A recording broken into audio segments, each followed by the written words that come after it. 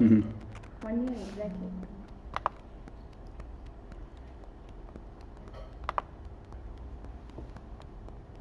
Starting with Bhrguvalli. Mm.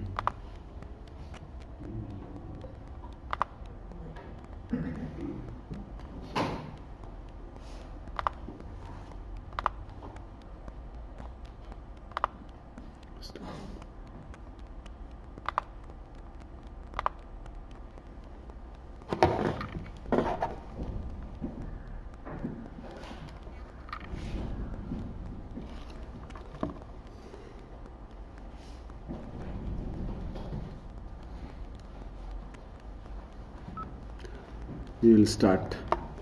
So, Happy New Year to all of you.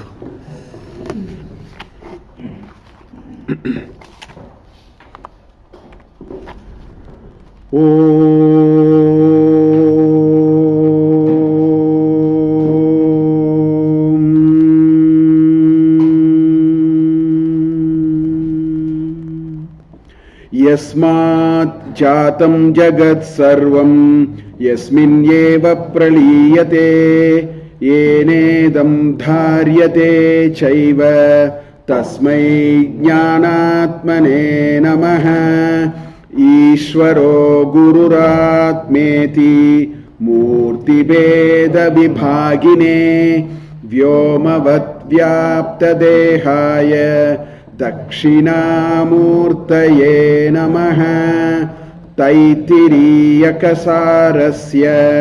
Mayacharya prasadataha Vispashtartaruchinam hi Vyakyeyam sampraniyate Om Sahana bhavatu Sahanau bhunaktu Sahaviryam karavavahai Tejasvinavadhitamastu ma vidvishavahai Om Shanti Shanti Shanti.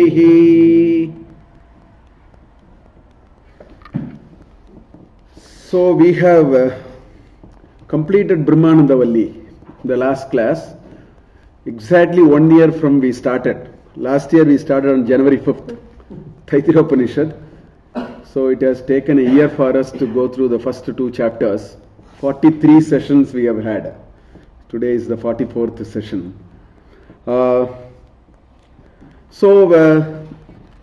Taittiriya Upanishad, as we know, has these 3 chapters. We saw the Sikshavalli first, and then Brahmanandavalli, which was completed last week. Now we are getting into the 3rd and the last chapter called Bhrguvalli. Now, Sikshavalli, if you sort of recall, it's all about certain upasanas. We found 6 different types of upasana. Samhita upasana, Pangta upasana, Hiranyagarbha upasana, Omkara as upasana. So it was a certain practice of mind, certain practice of concentration of the mind. That was one major part in Sikshavalli. Of course, Sikshavalli ended with this grand Anuvaka, last Anuvaka, which is a convocation address, where lots of interesting things which the teacher was pointing to the passing out students. So that was Sikshavalli. So it's about upasana and certain good concepts of living. All those were part of Sikshavalli. Then of course we saw the Brahmanandavalli, which is the core Upanishad, which is highly philosophical. So it talked about Jiva Jagat Ishvara Sambandha. How do you connect these 3 pieces? That is the subject matter in any Upanishad for that matter. So Brahmanandavalli had that. Of course, we had this Panchakosha Vivaranam. How the Upanishad was actually taking us one step at a time and asking us to contemplate on a certain aspect of our own reality. And then deeply contemplate and come to a certain conclusion. So that Panchakosha Vivaranam, that was followed by this whole creation process. Soka mayata bahusyam prajayeti satapo tapyata satapas taptva idagam sarvam asrijata. So all those nice arguments about creation, all that we saw. That was also part of Brahmananda. And finally it ended with Brahmananda Mimamsa, a research into unit of happiness, bliss, to what level we can go to in terms of bliss. So these are all the things we saw in Brahmananda. So now the Upanishad is moving to the third part, and of course this third part is called Bhrguvalli, for the simple reason that the opening mantra is Bhrgurvaiva Runihi Varunam Pitaram Upasasara. That's how it starts. So since it starts with the word Bhrgu, it's called it as Bhrguvalli. Most of the Vedantic texts are, named like that. Sikshavalli was called so because first mantra was Siksham Ya Akya Syamaha Varnaswaraha Matra. So it started with Siksha.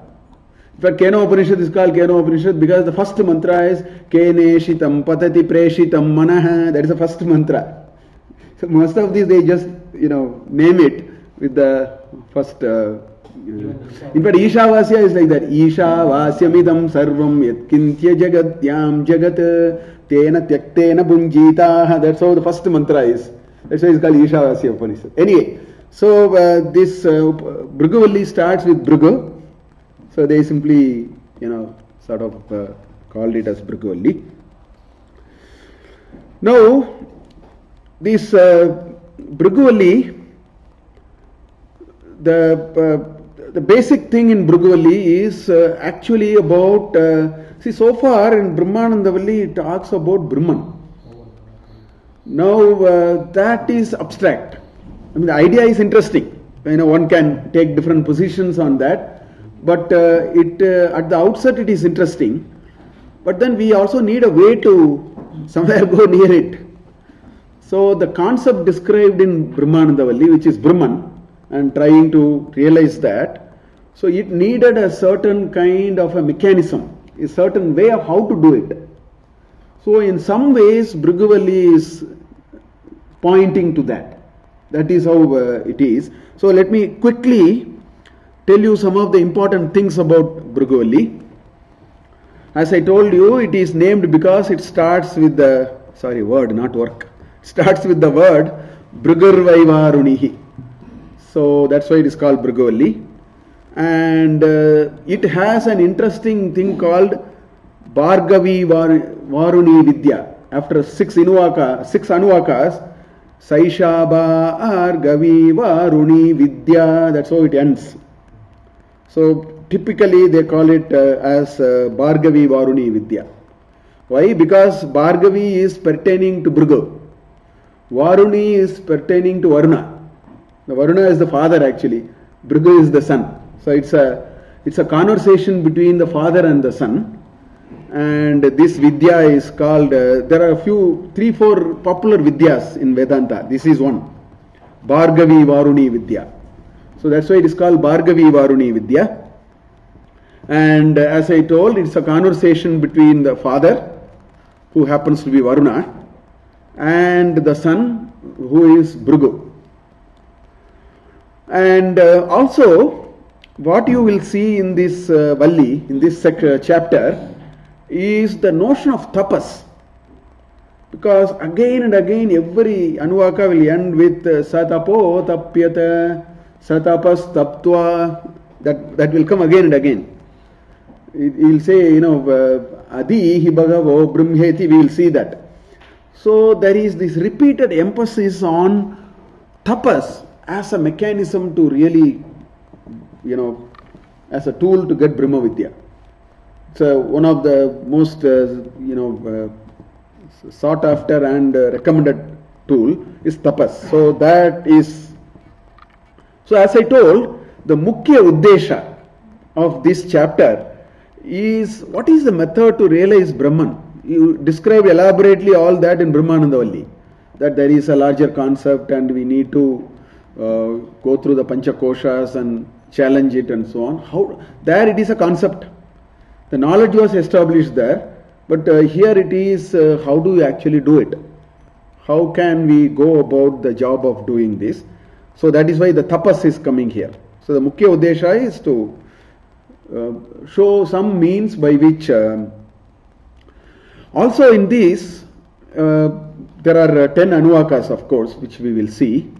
Of the 10 Anuvakas, the first 6 are Bhargavi Varuni Vidya, the conversation between Bhrigu and the Varuna. So that collection of knowledge is Bhargavi Varuni Vidya. Then there are last 3 Anuvakas, which is a nice upasana on Annam. It says Annam Nanindyat Tadvratam Annam Bahukurvita Annam Naparichakshita. There are 3 things, nice thoughts. Again, there are some sadacharas, because the Upanishad is ending, it is reminding certain elements of good living. I call it more than as good living. To me, most of these ideas that you see, to me, shows up as sustainable living. I wouldn't use the word good living. It is more sustainable living. But today, sustainability seems to be a big issue. There is a certain lifestyle which seems to challenge the very sustainability.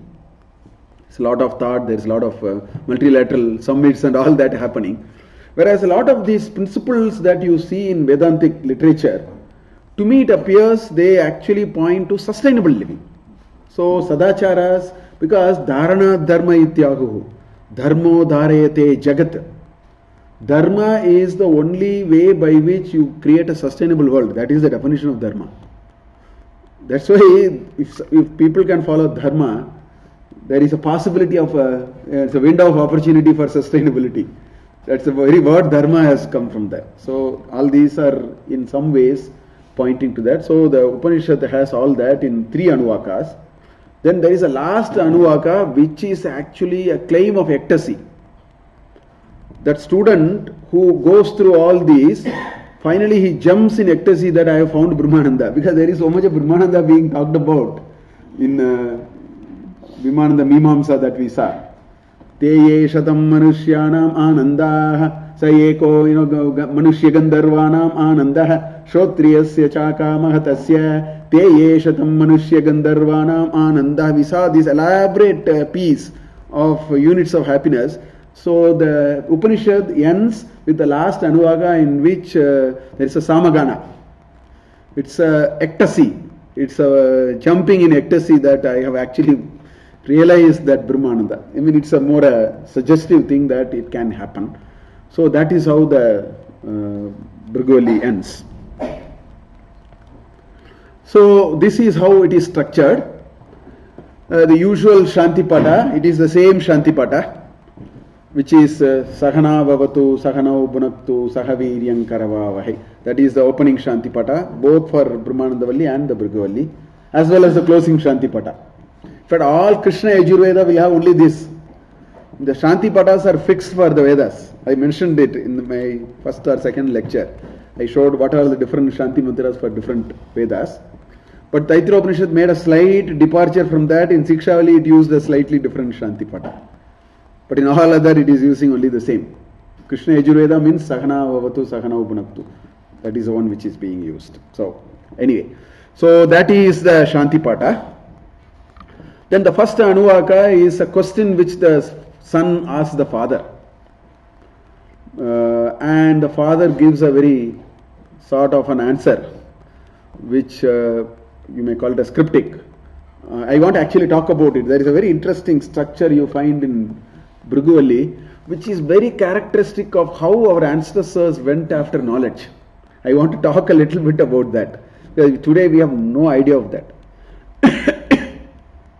We have absolutely no idea of that. I want to little bit talk about it. But anyway, there's a Brahma Jignasa. He wants to know what is this Brahman, and then the father gives an answer. You can do nothing with that answer actually. It looks so abrupt and in some sense. But ancient Indian wisdom, we will see that, the way it goes and so on. Then Anuvakas 2 to 6 is not the teaching of the Father. Anuvakas 2 to 6 is the revelation of the Son. Father's teaching is over, which makes no sense, honestly speaking. But then the Son discovers a knowledge. This is a very characteristic Indian education. I want to talk about it. We don't know that now. But I want a little bit talk about it. So the Anuvakas 2 to 6 are Bhrgu's revelation, not Varuna's suggestion.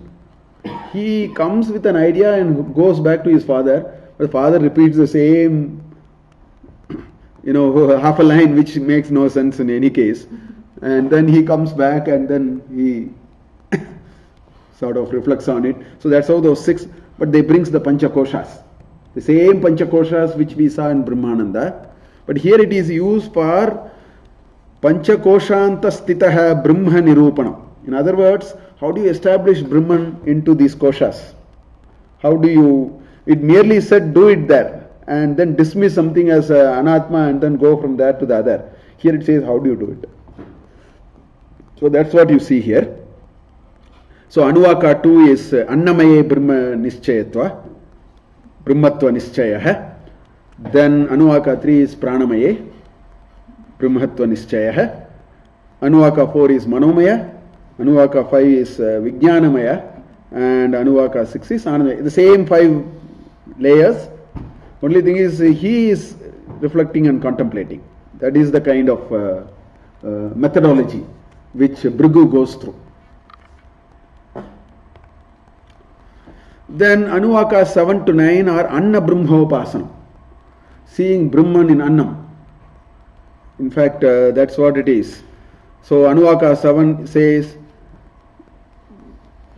Prana is food. So do not Annam na Nindyat, it says. Then Anuvaka 8 says water is food. And these are all very suggestive. You will have to really get a little deeper on the face of it, it makes no meaning. Water is food, do not reject food. Annam na parichakshita, says don't reject food.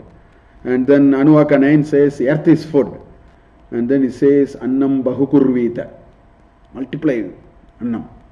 He gives a certain kind of direction to the student.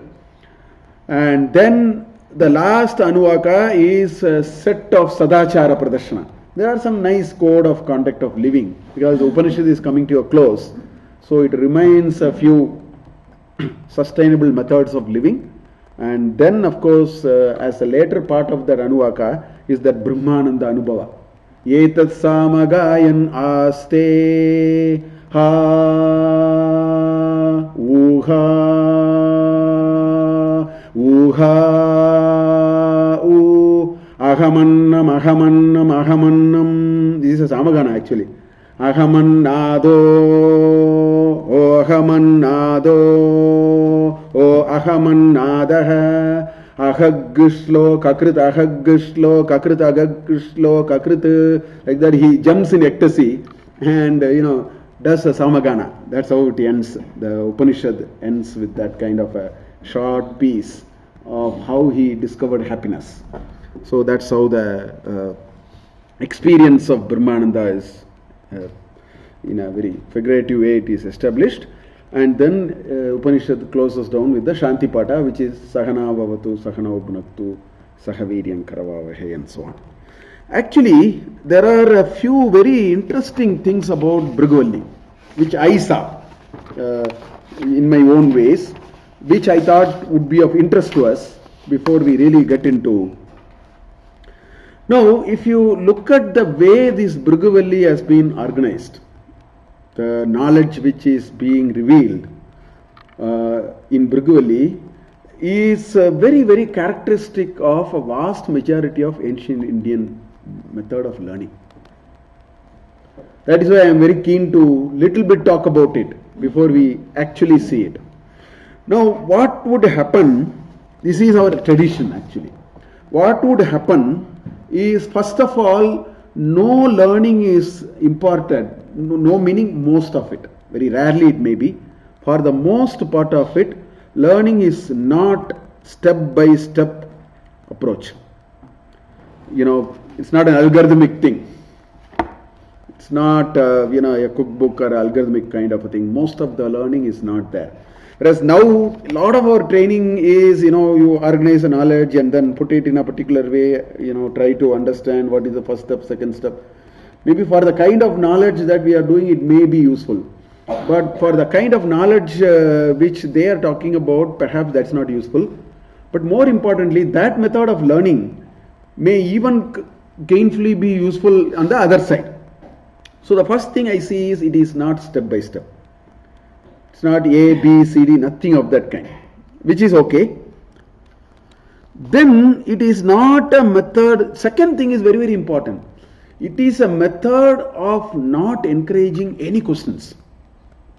This is so characteristic of ancient Indian learning. Now the point is, because this is very, very different from, now we are told you have to ask questions, you have to clarify, and all that is what we are. Whereas our ancient Indian wisdom has taken a completely different approach. So I keep saying that in the classes also quite often, let's not ask even questions. No, I'm not saying questions are not there. Please understand there are two things. Not asking question is not saying there are no questions. Of course, I have a lot of questions. The approach is very different. The approach is, I am personally very impressed with this approach. The approach is, of course, we have questions. When you try to, partake a knowledge, there is a possibility of doubts and questions which may come. Our approach is, you preserve the question. First of all, don't ask the question. Keep the question with you.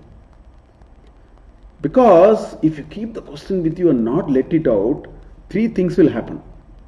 I think we'll have our own anubhava on that. Once, I said maybe we have our own experience also. I am only probably connecting it. If you don't ask, you have a question but you don't ask, three things will happen. The first thing that will happen is, after some time the question will disappear. Disappear for not any other reason. It either got answered or the question, your understanding has gone to a level where you think the question is futile. So you feel probably this question is not required. Okay. Second thing that can happen is that question will be replaced by another question. So that question invariably will be much more profounder. This question is not disappearing, but it gets replaced with another question. And invariably that question is much more deeper. But third most important thing is, by choosing not asking the answer, you are committing your faculty to an intense inquiry. And you settle the answer. This is why the culture of not asking, see, that is misunderstood. And misunderstood as don't ask question, you are not supposed to ask question. If you ask question, put them down.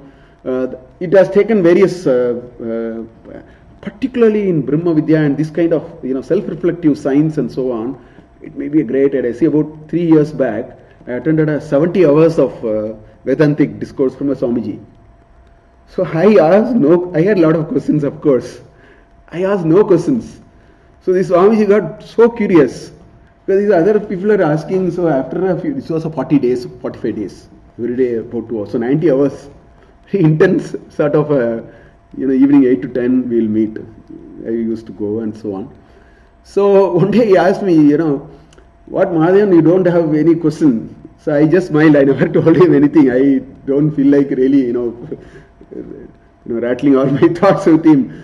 But I had this experience very much there. I got a lot of questions. Of course, I think some of the questions on day 1 disappeared on day 5 or day 7. Some other question made no sense. Maybe that question got replaced with some other question. So this is another very, very characteristic thing. I believe this will be useful on the other sciences also. This is a certain approach to knowledge. This is a certain paradigm to knowledge. The moment you throw the question out, the burden of thinking is now given out. If you let out the question and then give it to the teacher or somebody, essentially what are we saying? The manana will not happen. We have put it out. Now the burden is for you to answer. Now, instead of searching the question, I analyze the answer and then get elsewhere. I see whether this answer is, now I may get slightly diverted. The greatest advantage of keeping the question to oneself is it actually generates a lot of manana. From the Shravana to go to Manana, don't let the question out. Keep it. Let it eat your mind. That's a great thing that can happen. So this is another tradition which I find. That's why not too many questions are asked. How do you infer it? Look at the first Anuvaka today. It makes no sense what he says. But this boy never asked a question. Chandogya will have a lot of passages like that. Most of the Upanishads will be like that. Ideally, in common parlance, we could have asked a couple of questions and settled it one way or the other. It has not been done. It doesn't mean they understood. It doesn't mean the question does not exist. So that's what, of course, Ramana Maharishi came from a different perspective. He said whenever people ask questions to Ramana Maharishi, he will only ask you question the questioner. So he will put you into another level of thinking. He will say, ask who is asking this question. Now, if you really start asking who is asking this question, the question will disappear. Question will go somewhere. This question will engulf you much more. He used to say like that. But the point is, I think the question, we must preserve the question and allow it to linger our mind, and in a very unfettered way, we should collect the knowledge. The knowledge, in fact, I remember the first few texts which I read in Vedanta had absolutely no sense, made no meaning. It was only, divine providence I kept reading. I attended lectures, I kept reading. It made no sense.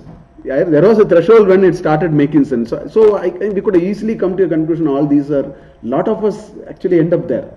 Oh, this is all not for us, it is not, we need that perseverance a little bit. Once a threshold comes, things will open up. So this is the second, that there is no culture of asking questions.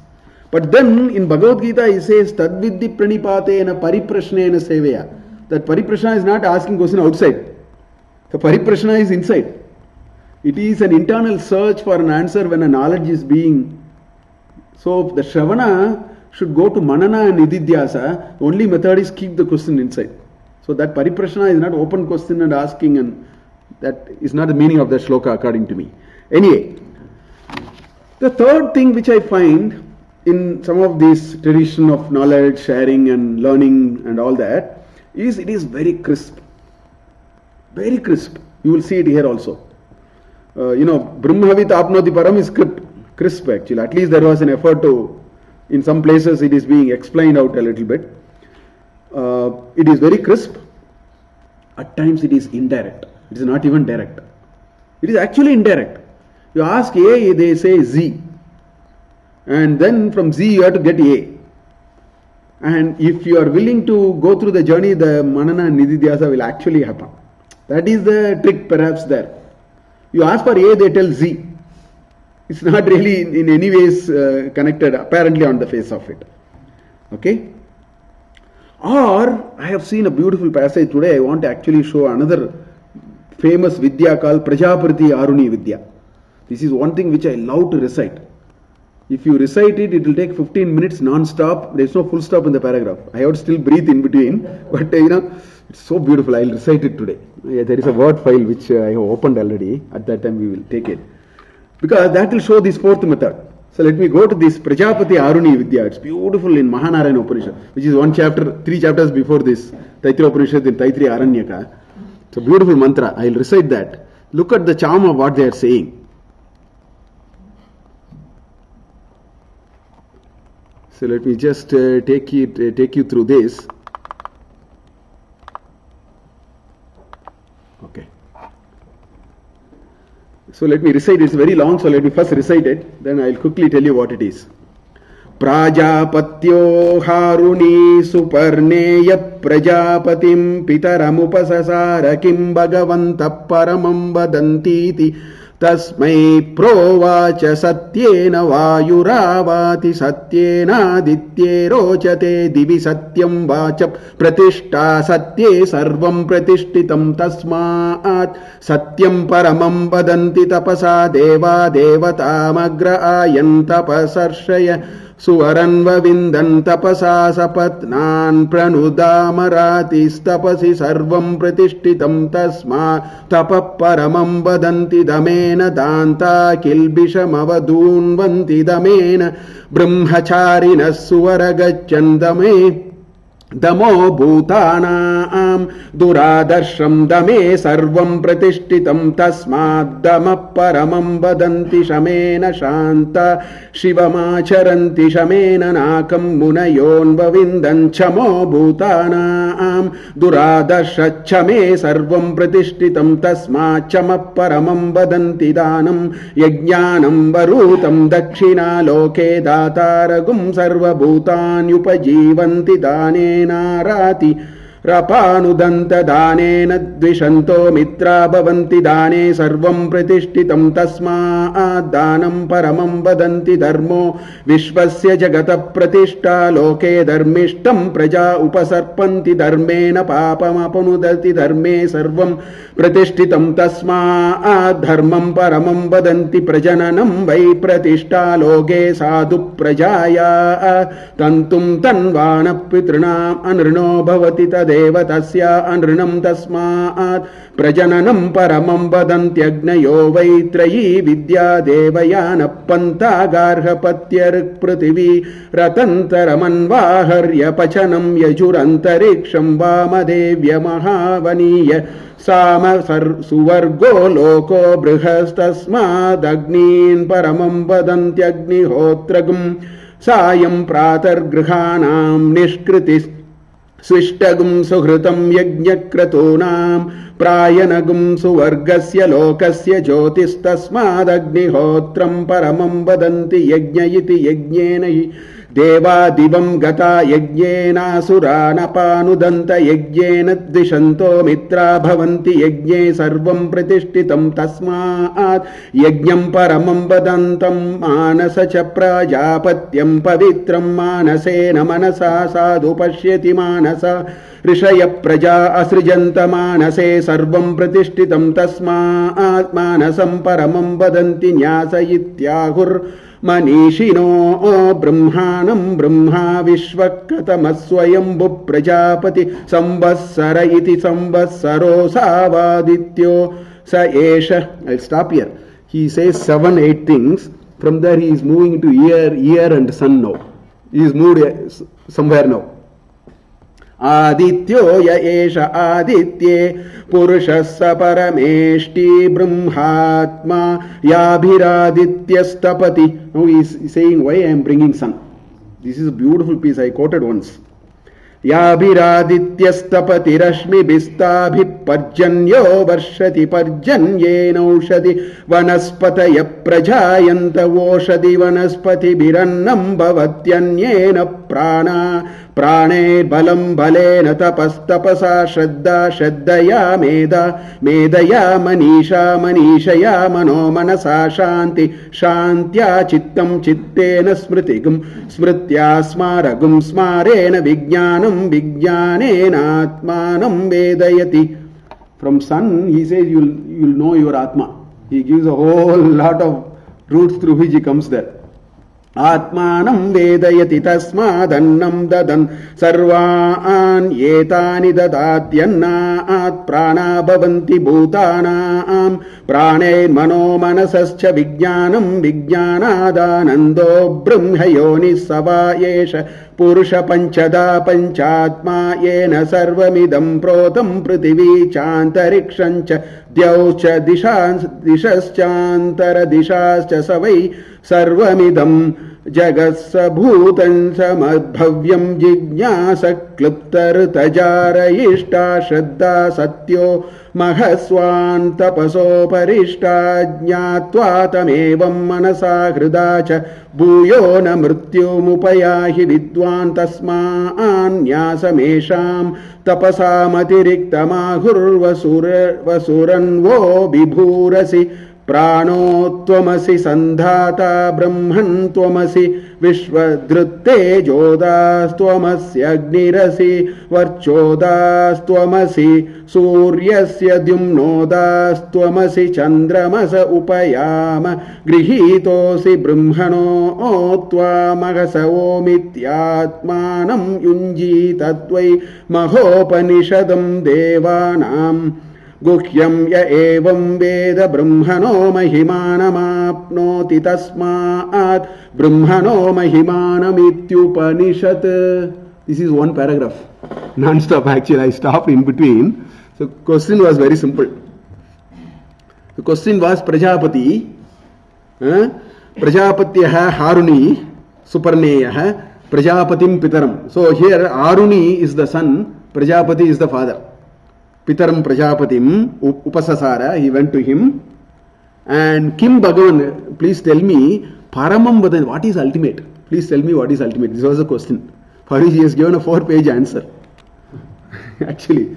So first he establishes a few things. He first says that Satya is ultimate. Satyam is ultimate. Then he says Tapas is ultimate. Then he says Dhamma is ultimate, which is sense control. Then he says Shama is ultimate, your internal control. Then he says Dhanam is ultimate, your ability to give. He says that is ultimate. Then he says Dharma is ultimate. He gives reason. He says the world survives only because of Dharma. That's what he says. Visvasya Jagata Pratishtha. This whole world will remain only if you are able to follow Dharma. Otherwise, unsustainability, all that. Everything is explained. There is a reason why he says that is important. Then he says Prajananam is important. If progeny is not there, the world will come to an end. So therefore it is important.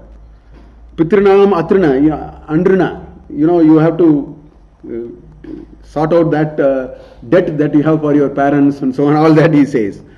Then he says, after that, he says Agni is important. Then he says Agni Hotra is important. Then Yajna is important.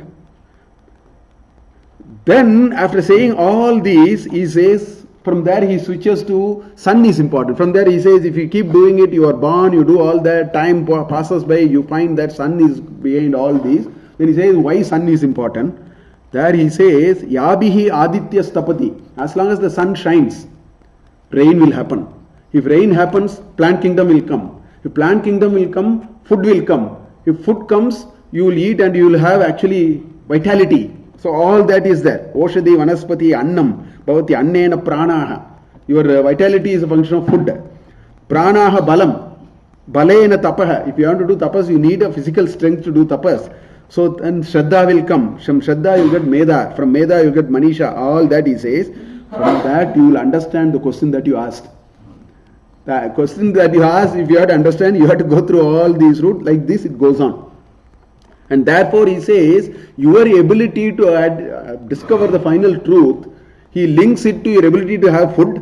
Food gives you the strength, gives you the physical vitality, mental vitality, concentration. So therefore food is a very, very important thing. Of that you will reach and then find out that what you are looking at is within yourself. That's how the whole four pages of discussion. I mean, this requires a very detailed explanation. So this is another method. You quote A to B, B to C and create a whole chain of events and then leave it. And now each one has to be contemplated. Each paragraph has to be, it looks very unrelated. And then he is still saying at the end it makes a difference. So the burden of Manana, the burden of Nididhyasa is left to the seeker now. You can't ask questions. In one shot he reeled out something which appeared completely unrelated and then put all of them into one shot and gave. And this is a very nice piece actually.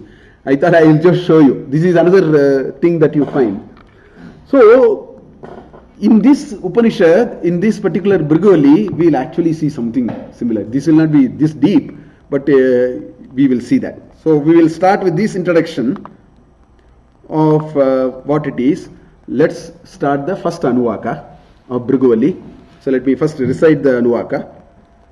Bhrgurvai varunihi varunam pitaramupasasara adihi bhagavo brahmeti tasma etat provacha annam pranam chakshushrotram mano vachamiti tagum hovacha yato va imani bhutani jayante yena jatani jivanti yat prayanti abhisambhishanti tad vijijnasasva tad brahmeti. The iti is the end of that. Tad brahma iti. Actually it ends there. Then satapo, now this Bhrigu has gone, because he is not making sense of it. Satapo tapyata satapas taptva. Up to that is the first Anuvaka. The tapo tapyata tapas taptva, we'll leave it. We'll take it to the second, because it has a sort of a connection to it. So this is the first Anuvaka of Bhrguvalli. So Bhrigur Vaivarunihi. Bhrigu, Vai is indeed, Vai is used as indeed. It's a indeclinable actually. He, Vai are all used in Sanskrit. Bhrigu Vai Varunihi. See, the word Varuni, Sanskrit construction is so powerful. There is a Taddita. In fact, in English also we use Taddita. We say Pranik. Pranik is actually Taddita. Taddita means you take a word and twist the word to explain something related to the word. I am using a rough definition for Taddita. In Sanskrit, words can be constructed in many ways, but the most powerful, in Panini, a lot of sutras are only 3, 4, 5 chapters, Ashtadhyayi is only for Taddita. What it does is, it takes a word and it wants to describe something pertaining to the word. It will do, by and large, it will do what is called Adi Vriddhi. First Varuna will become Va. See, Va become Va, you see. Varuni it has become. Dasharathasya putraha. Dasharati. It's Adi Vriddhi. The Da will become Da. Lavanasya bhavaha lavanya. Karuna bhavaha karunyam. All are Taddita. Ishwarasya bhavaha aishwaryam. It's called Adi Vriddhi. E will become I. Vriddhi is A, I and O. Vriddhi Radhaich, that's actually the formula. This is a very powerful construct. Lots of words. Vanaprastha we say. You know where Vanaprastha came? It describes a person who is Vanaprastha. So Adi will become Vriddhi, now Va will become Va. So Vanaprastha is not Vanaprastha. Vane prasthanam karoti yaha saha Vanaprastha. So this is a very powerful treatment. You take a word, twist it and describe something pertaining to the word, something else. So that's how the Varuni is coming. Varuni is Varunasya apatyam puman. The son, the progeny of Varuna is called Varuni. Bhrigu is actually the son of Varuna. That is what is being explained by that word Varuni. Bhrigu is indeed Varuna's son. That's what it is saying. Bhrigur Vai Varunihi. That's how it starts. Now this Bhrigu, in fact in Bhagavad Gita chapter 10, Maharshinam Bhriguraham, Krishna says, in those 72 manifestations that he gives, one example is among the Maharshis I am Bhrigu.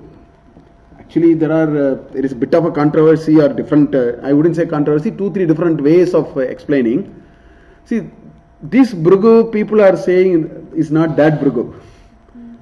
See, first there were, when the order of creation was there, when Hiranyagarbha created Manasa Putras, one of them was Bhrigu. So people say that is one Bhrigu. And the story goes that when this Daksha Yajna was happening, everybody was burnt, including Bhrigu. There's a big story behind that, all that. So he was born again. He was born again as Varuna's son. So this is, there's a little bit of a history and story to it. But the Bhrigu is the son of Varuna. Okay. And he is, in fact, there are a lot of Veda mantras in which Bhrigu is there. Bhrigu and Angiras are very, very important in Brahmanas. First part of the Veda. So it's a well-known Rishi. It is talking about that. It's not clear whether this Bhrigu is the same as the other Bhrigu. We'll leave all that. Stories of that kind. Anyway. One Bhrigu keeps Vishnu also, no? Yeah.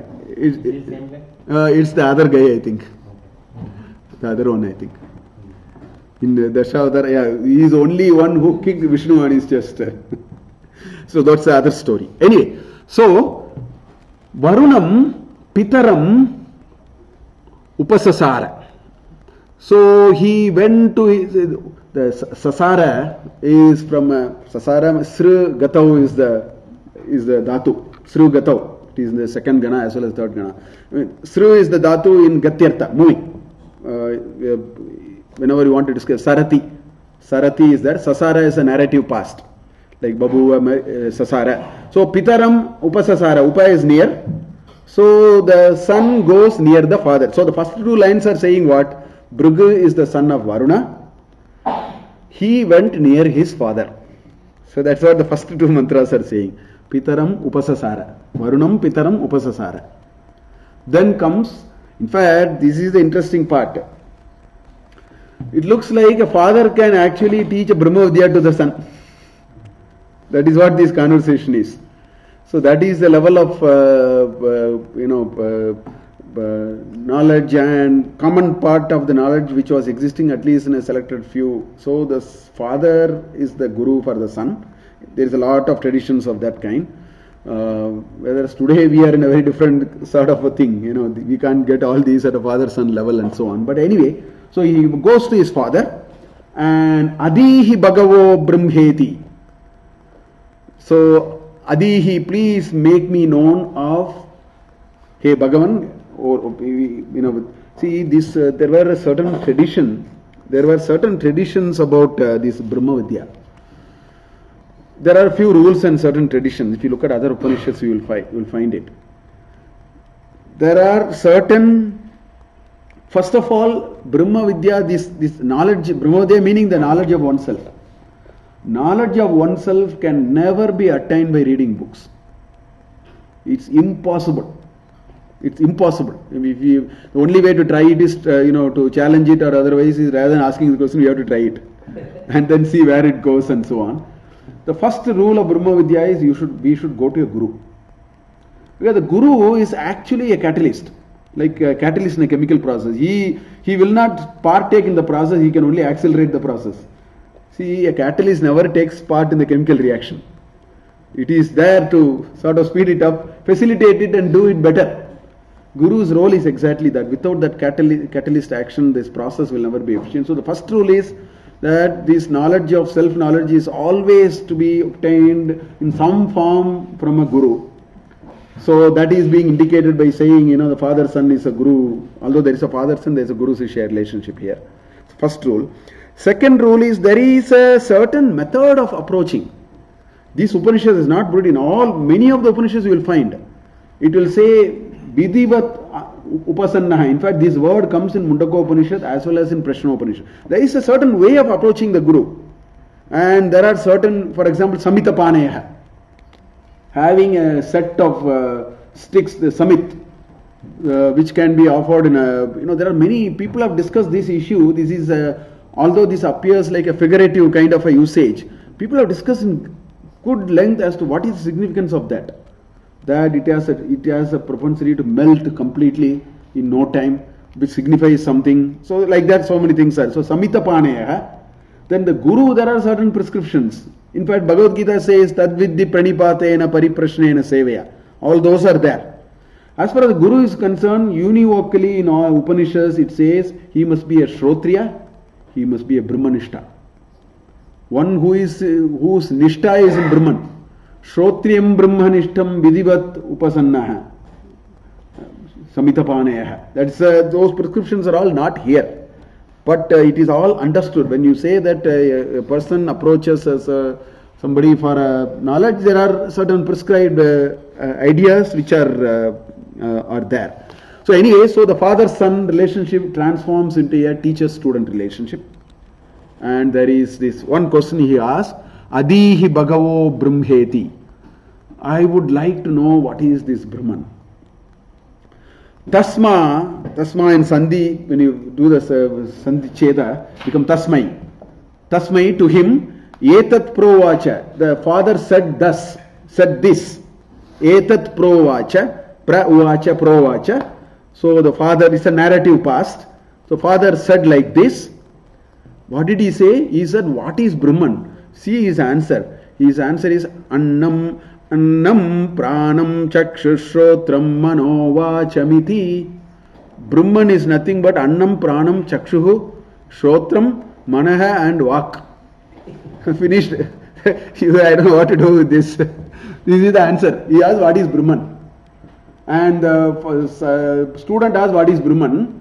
The teacher says, oh, you want to know Brahman? Brahman is nothing but these 6 elements. Annam, food, okay, Pranan,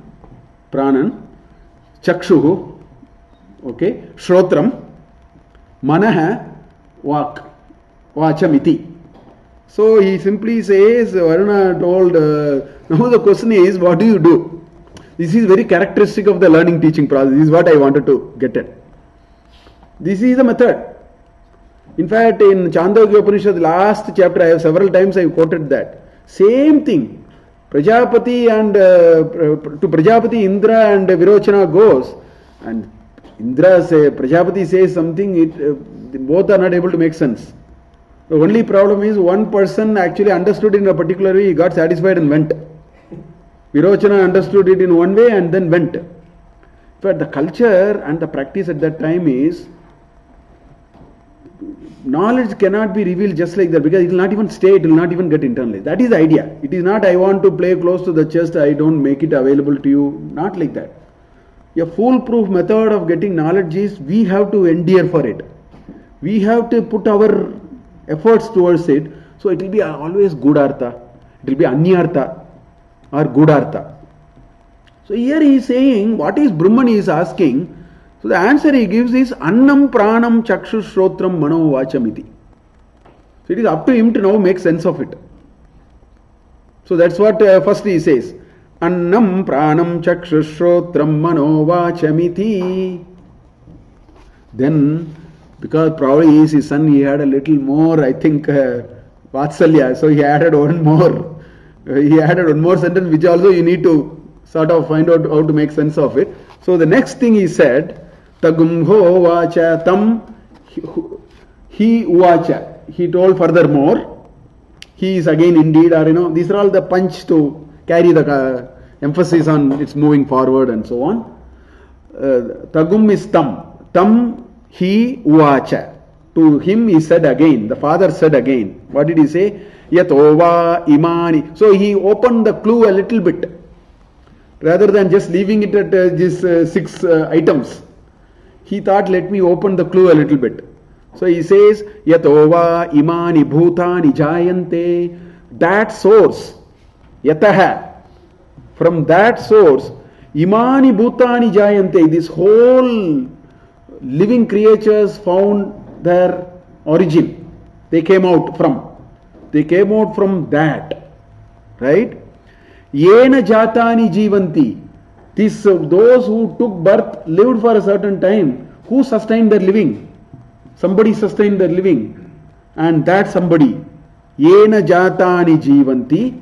Yat pratiyanti. Pratyanti. Abhisambhishanti. Yat prayanti. Yat prayanti abhisambhishanti. Again it reaches back. It goes back. It goes back to the same source. Tadvijijñāsasva. Understand that. Try to understand that. Tad brahmeti. That is Brahman. So he opened the clue a little bit. Instead of leaving it with the first set of those 6 names merely, he said that primordial source from which this whole Sakala Jiva Rashi, this Jiva Jagat Ishvara, everything came out, and which was sustained by that only, and into which all of them went finally. That is actually Brahman. Vijijñāsasva. Make an effort to, he never said that, he said make an effort to understand. Jijñāsa is a desire to know. Knowing is different from desire to know. Without a desire to know, knowing is not possible. So the Sanskrit word is jijñāsa. Like we say bubuksha. Desire to eat. Hunger is called bubuksha. Desire to drink is called pipasa. Thirst is called pipasa. Pipasa means what? There is a desire to drink. So like that. So jijñāsa. So vijijñāsasva. Develop this desire to know this. I will tell only this much. You develop a desire to know what it is. That is what the father said, Tad Brahmeti. Iti. So the iti puts a full stop into the Varuna's description. So this is all he has said. So the first Anuvaka is the son goes to the father and asks, tell me what is Brahman. And father first gives an answer which looks so unconnected. Then again he tried and gave one more sentence which also one has to make sense of it, and then he leaves it at that. So rest of the 5 Anuvakas are the journey of the questioner. He never came back and asked a question. He came back and reported something, and the father said something again. So he went back.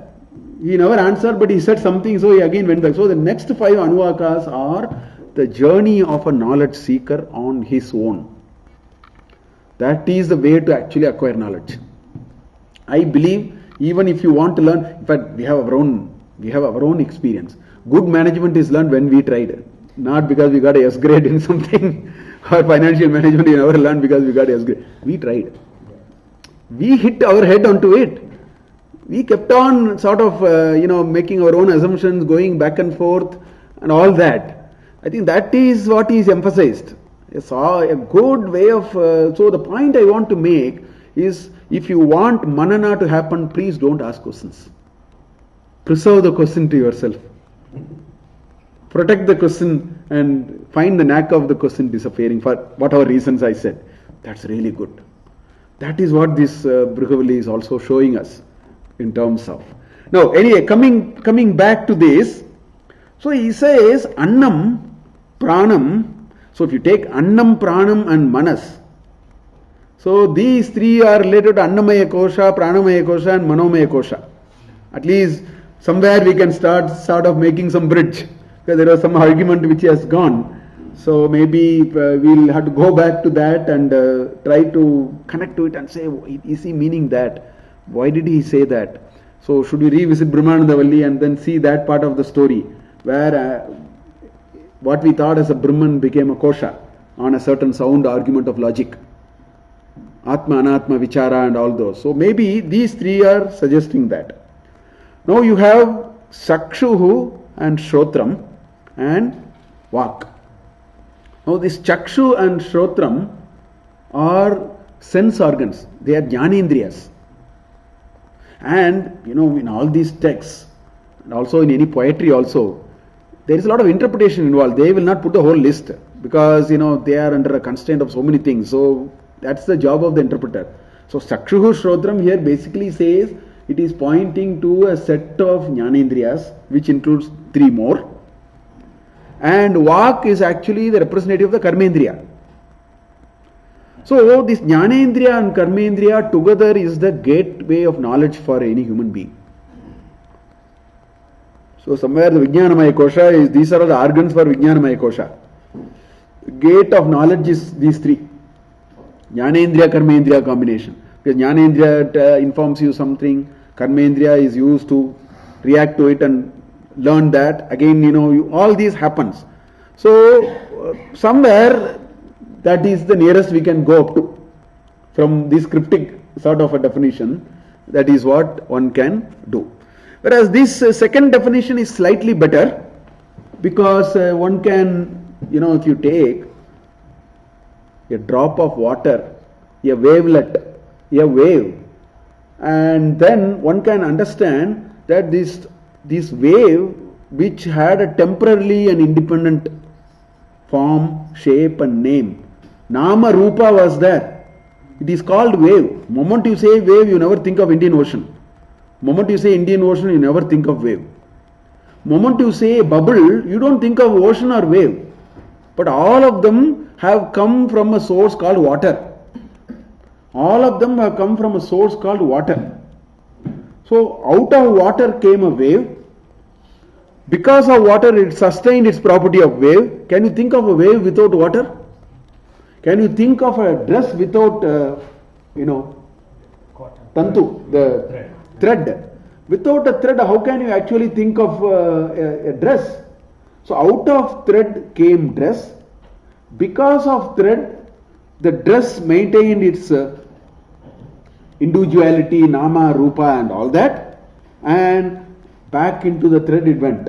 You can sort of pull all the thread one out of the other. I am just hypothetically saying, You can pull all these 1,000 threads, finally you get thread. The dress is disappeared. Now dress may be a difficult example for us to follow in this particular case. Take a pot and clay.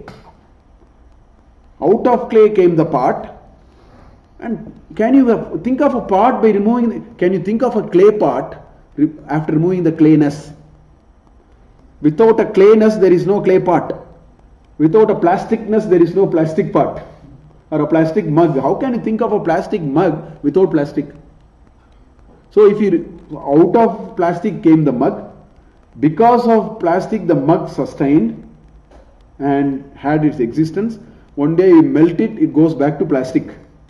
So back into plastic it went. So that is what is being told. Yatova imani bhutani jayante yena jatani jivanti yat prayanti abhishambhishanti. This is a little manageable.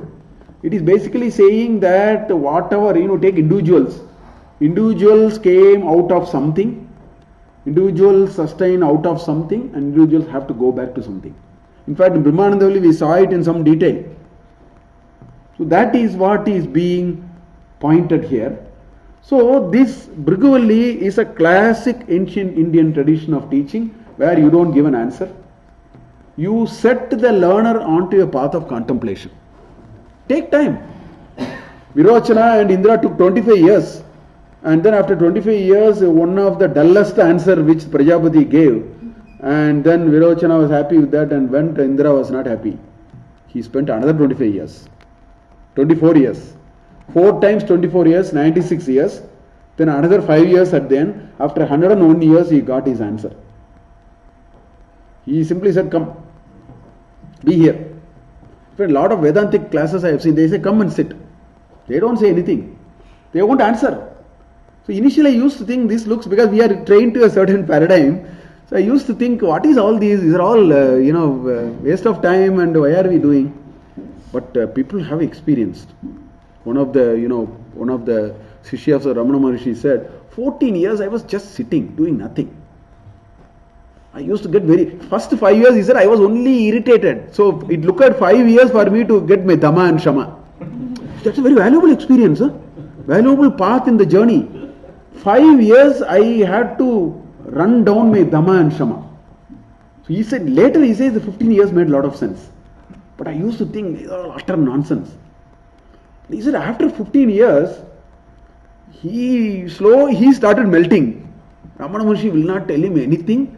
He will just sit and then literally he will languish. If you have to use a word like that. He was just languishing out of nothingness. He thought like that. But that 15 years, there was so much that happened. So the journey, so this kind of journey is very different. So some of these traditions are of that variety, which is what we are actually seeing here. So I think we will continue. This is just the opening to say that the father-son conversation started. Father gave a very cryptic and sort of an answer. So now the son has to figure out what to do. So that's how it is. We will continue to the next class. Sridhar Elli City has brought some Tirupati Prasada. Please partake the Prasada itself. Thank you.